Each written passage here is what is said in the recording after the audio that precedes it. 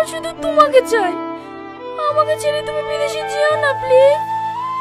আমি কি আমার জন্য যাচ্ছি নাকি? আমি তোমার জানের জন্য যাচ্ছি। আমার জান রোদে হাঁটতে হাঁটতে কোথাও যাবে, হসপিটালের লাইনে দাঁড়াবে, আমার কষ্ট হবে না? আমি চাই আমি যাকে ভালোবাসি পৃথিবীর সমস্ত সুখ তার পায়ের নিচে লেসে দিতে। কিন্তু তুমি আমাকে বিদেশে কি ভুলে যাবে না তো? আমি আমাকে ভুলে যেতে পারি, কিন্তু তোমাকে না। ভীষণ ভয় করে জানো, তুমি যদি আমাকে কোনোদিন ভুলে যাও আমি সত্যি মরে যাব। চুপ, এরকম কথা আর কখনো বলবো না। তুমি মরে গেলে আমি কাকে বাঁচবো? বিদেশে যাওয়া, এত স্বপ্ন দেখা, সবই তো তোমার জন্য। কিন্তু আমি তোমাকে ছেড়ে থাকতে পারবো নাকি? কে বলেছে তোমাকে আমাকে ছেড়ে থাকতে হবে? এই দেখো তোমার জন্য কি লেসি, দেখো।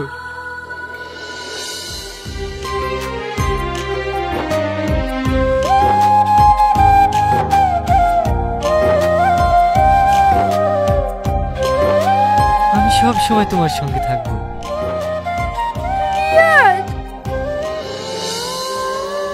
পাগলি কোথায়।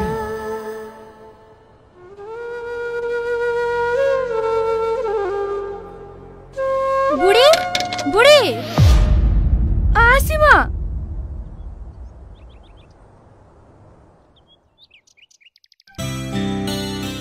তুই এরকম করছিস কেন বলতো?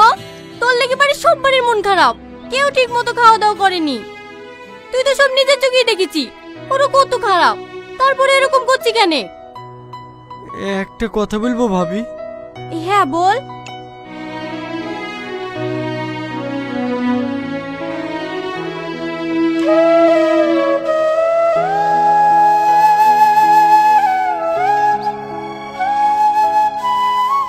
এই দেখো বিদেশ থেকে এটা তুহিনের জন্য লেসি, ওর সাথে তো দেখা হলো না।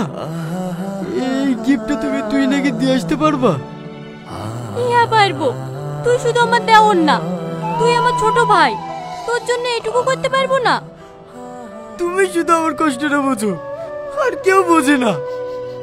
তুই নাকি বলো না ভাবি 5 মিনিটের জন্য তালতলার ওই পুকুর পাড়ে আমার সাথে দেখা করতে।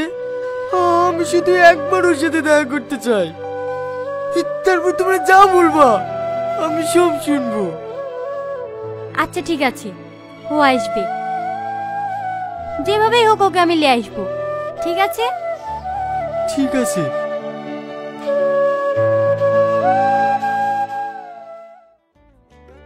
কি করছে ভাই? হে তো মেশিনটা একটু খারাপ হয়ে গেছে, সাচ্ছি। High hi boss. কই গো, চেকটা দাও তো। কি খবর বল, ছেলি পারলি? তোমার মেয়ে কি ছেলে পাবো না? ও অত সুন্দর মেয়ে, ছেলে পুলিশে চাকরি করে। হ্যাঁ, পুলিশে চাকরি করে? হ্যাঁ, শারনগর থানার মেজি বাবু। মেজি বাবু দাবি দাবা কেমন করবে? আরে কোনো দাবি দাবা নাই, ওরা তো বলছিল এই সপ্তাহে আশীর্বাদ করতে আসবো। এই দেখো ছেলের ছবি, তোমাদের পছন্দ হলেই ওদেরকে আসতে বলবো। বাহ, খুব সুন্দর।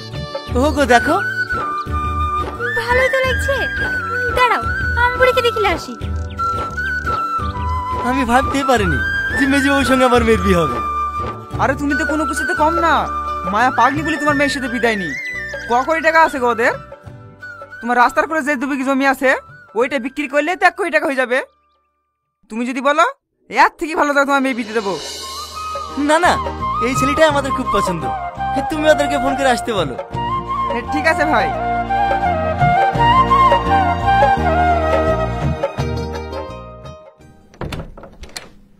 কখন আসবি ভাবি?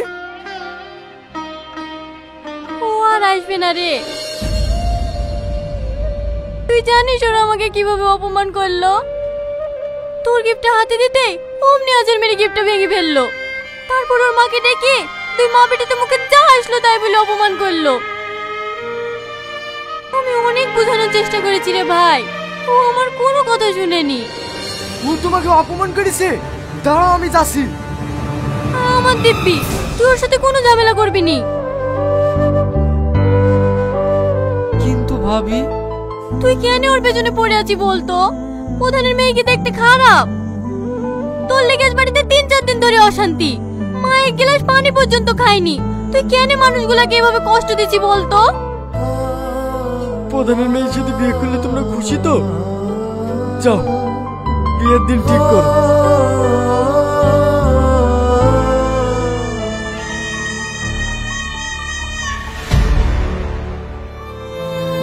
লে পড়িলে চালায়ও না।